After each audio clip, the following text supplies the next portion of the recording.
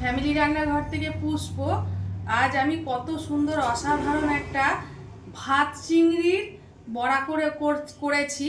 এই ভাত চিংড়ির বড়াটা আপনাদের চিন্তা করবেন যে ভাত চিংড়ি আবার কি জিনিস। আমি দেখাচ্ছি ভাত চিংড়ি কি জিনিস।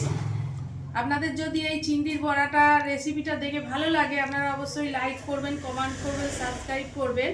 দেখুন আমি কিভাবে ভাত চিংড়ির বড়াটা করছি। ভাত চিংড়ির বড়া করব।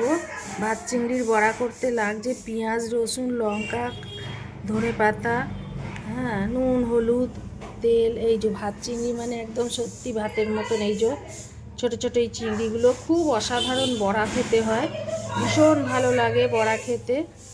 হ্যাঁ, এই ভাত চিংড়ির বড়া করব এখন আমি।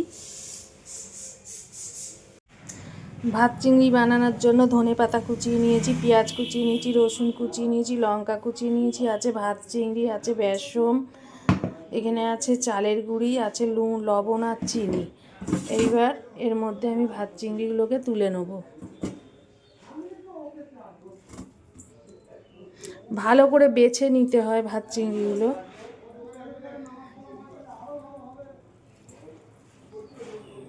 পরিমাণ মতন সব দিতে হবে, যে যতটা করে।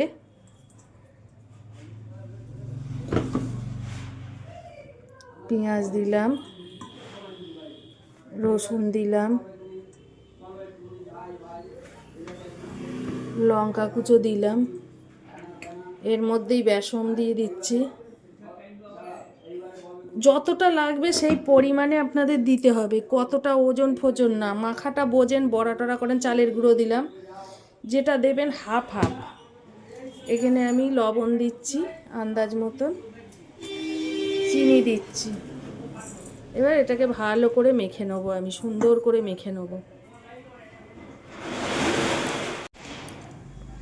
এই যে এইগুলোকে আমি মিশিয়ে রেখে দিয়েছি, এবার এইগুলো দিয়ে বড়া বানাবো। একটু পাতলা পাতলা করে নিতে হবে, এই যে চ্যাপটা চ্যাপটা পাতলা পাতলা।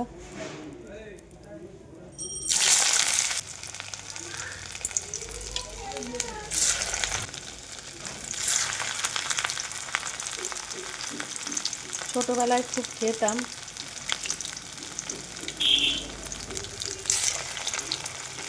এইগুলো তরকারিও করা যায়, বড়া করার পর তো সুন্দর তরকারি হয়। আবার এমনি টিফিনে চায়ের পাতে, চায়ের সঙ্গে ভীষণ ভালো লাগে খেতে।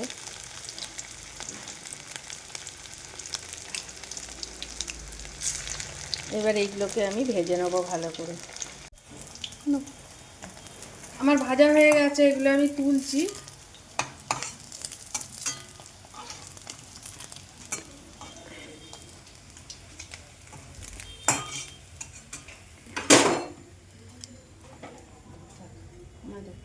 চলে গেল।